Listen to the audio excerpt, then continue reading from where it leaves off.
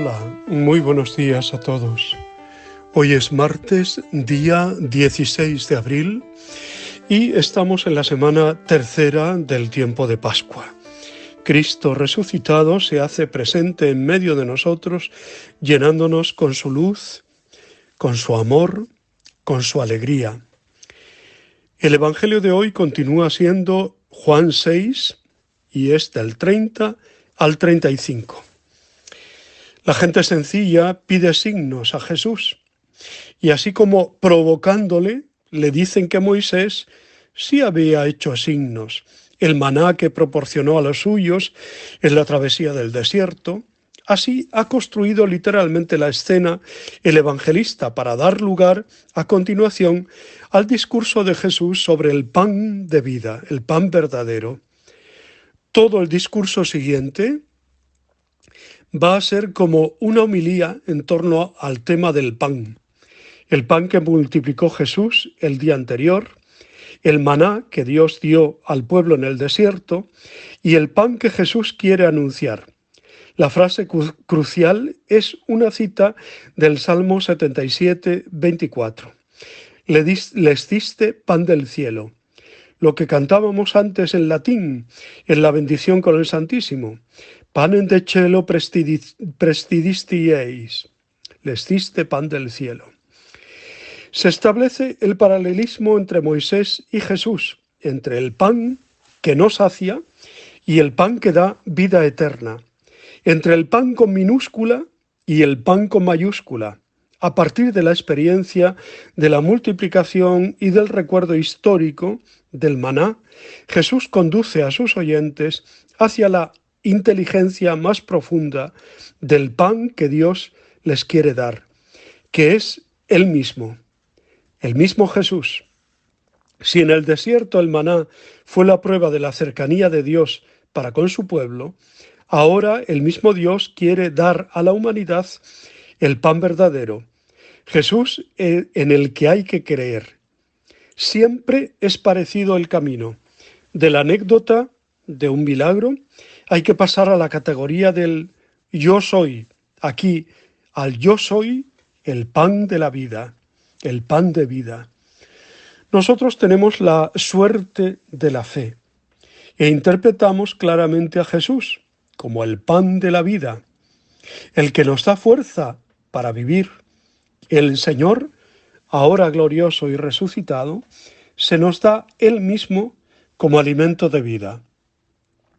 Aquella gente del Evangelio, sin saberlo bien, nos ha dado la consigna para nuestra oración.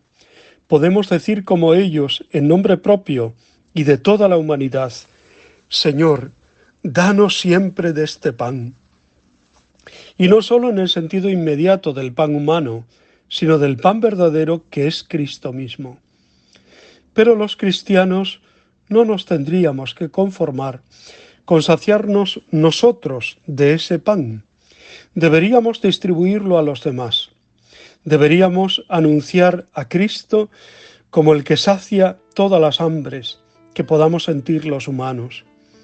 Deberíamos conducir a todos los que podamos, con nuestro ejemplo y testimonio, a la fe en Cristo y a la Eucaristía, el pan que baja del cielo y que da la vida al mundo. Digámoslo repetidamente en este día de hoy y siempre. Señor, danos siempre de este pan. Señor, danos de ti.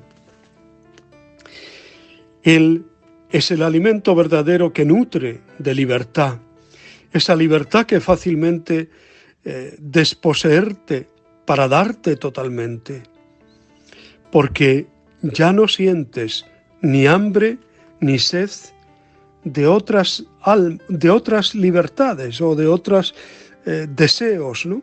Solo el pan de vida, solo Jesús, solo Dios.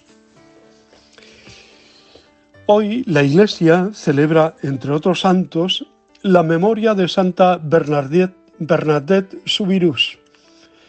María Bernarda Soubirous, más conocida como Bernadette Soubirous, Nació en Lourdes el 7 de enero de 1844 y muere en Nevers el 16 de abril de 1879. Fue una pastora mística y religiosa francesa. Su festividad se celebra el día 16 de abril, aniversario de su muerte. Su cuerpo permanece incorrupto en Nevers.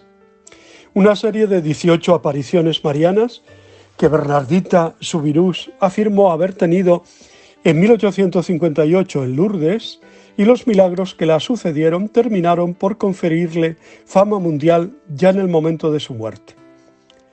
Como decimos, Bernardita nació el 7 de enero de 1844. Fueron sus padres François Soubirous y Louis Casterot. Fue bautizada en San Pablo, la parroquia local, el 9 de enero de 1844. Primer aniversario del matrimonio religioso de sus padres, Francisco y Luisa. Sobre su nombre completo y su sobrenombre existen diversas variantes según el idioma de referencia. Bernadette era la mayor de 9 hermanos, de los cuales solo algunos sobrevivieron a los primeros años de vida. Jeanne, nacida y fallecida en 1845, Marie, llamada también Toinette, 1846 al 92, Jean-Marie, 1848 a 1851, Jean-Mère, 1851 a 1919, Justin, 1855-1865 y Pierre, 1859-1931. También Jeanne, nacida y fallecida en 1864, y una bebé llamada también como su madre, Luisa, fallecida poco después de su nacimiento en 1866. Por su condición de extrema pobreza de sus padres, vivían en un viejo sótano, en un molino húmedo y miserable. Su padre, François Soubirous, tenía por empleo en el momento de las apariciones juntar la basura del pueblo y del hospital. Su oficio era molinero, pero la escasez de trabajo hacía imposible desempeñarlo. Su madre, Louise Casterot, era una mujer piadosa y preocupada por sus hijos, que ocasionalmente trabajaba de costurera. Corrían tiempos difíciles en Francia y la familia de Bernadette vivía en pobreza extrema, particularmente desde que ella cumplió 10 años. Primero su padre, François, perdería un ojo en un accidente de trabajo y quedaría tuerto. Luego el panadero de Lourdes lo acusó de haber robado sacos de harina, motivo por el cual pasaría una semana en la cárcel. Toda la región padeció años de graves sequías que provocarían pérdidas de cosechas. Al no haber trigo suficiente, cerraron muchos molinos, entre ellos el molino de Bolí, donde trabajaban y vivían los Soubirous. Además, aparecieron los molinos de vapor que se impusieron a las tradicionales de agua. Desde muy pequeña, Bernadette tuvo una salud delicada. La causa era la desnutrición y el lamentable y pobre estado de la casa, con un ambiente muy húmedo. Durante su niñez, el cólera causó 38 muertos y centenares de afectados en Lourdes. Llegó a vivir algunos años en una celda de la antigua prisión de Lourdes, por entonces fuera de uso. El llamado cachot de Petit Fosse, cedido por su propietario, un primo del padre llamado Amen Sajot, a causa de la extrema pobreza de la familia Soubirous. La familia fue entonces señalada en el pueblo como los que viven en el calabozo. Habían conocido la miseria hasta pasar hambre y ver a sus hermanos repartirse un mendrugo de pan. El 11 de febrero de 1858, y durante 6 meses, Bernardita recibió las revelaciones de la Virgen María en la advocación de la Inmaculada Concepción, en la pequeña gruta de Massabielle, El lugar estaba conformado por una roca que cubría una gruta alargada de unos 8 metros de anchos. Aquel jueves 11 de febrero se había terminado la leña en la casa y Bernadette se ofreció a ir a recogerla a la vera del torrente Gave con su hermana Toinette y ya Juana Abadí, a quien llamaban Balum. Las 3 niñas descendieron hasta Massabielle. Según su relato, Bernadette oyó un fuerte rumor del viento, pero al volverse vio que todo estaba tranquilo, que los árboles no se habían movido. Por segunda vez oyó el mismo rumor. Entonces, en el interior de la gruta, vio a una joven. Y así narró Bernadette la primera aparición. La mujer vestía túnica blanca, con un velo que le cubría la cabeza, y llegaba hasta los pies, sobre cada uno de los cuales tenía una rosa amarilla, del mismo color de las cuentas de su rosario.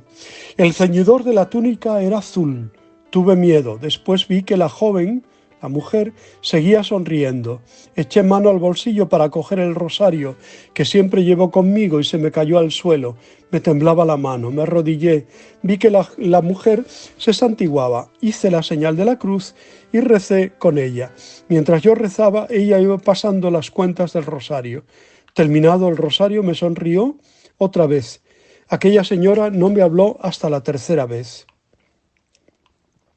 Bueno, sería muy largo contar todas las revelaciones. La Virgen se le muestra como la Inmaculada Concepción, le manda a coger agua del manantial, que resultó ser fuente de numerosos hechos extraordinarios, ¿no? Y luego pues el santuario, la talla, en fin.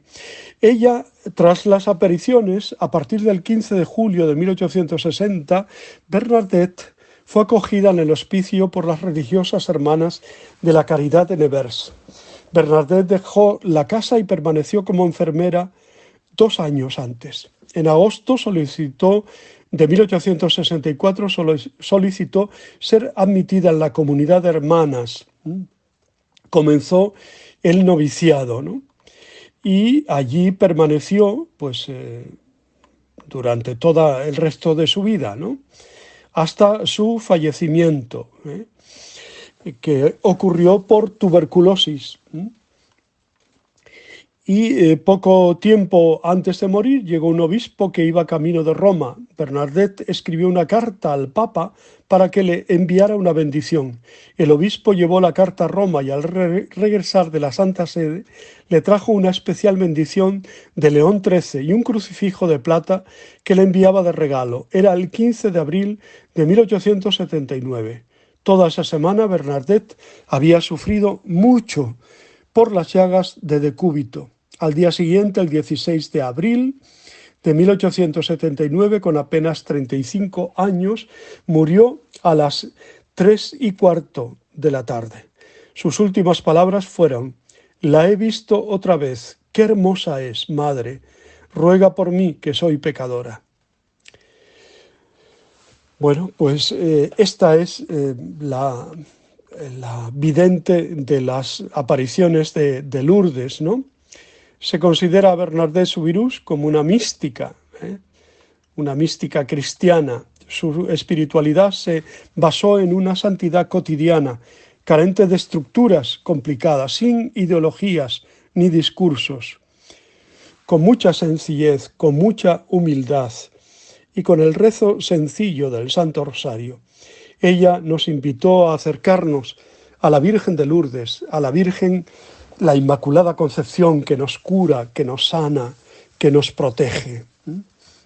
Bueno, ya digo, sería muy largo hablar de la santidad de Bernardita.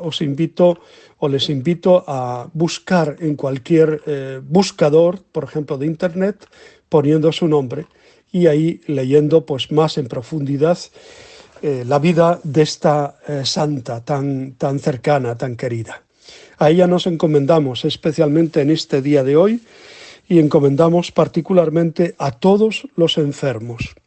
Os deseo muy buen día, os abrazo y os bendigo en el nombre del Padre, del Hijo y del Espíritu Santo. Os quiero.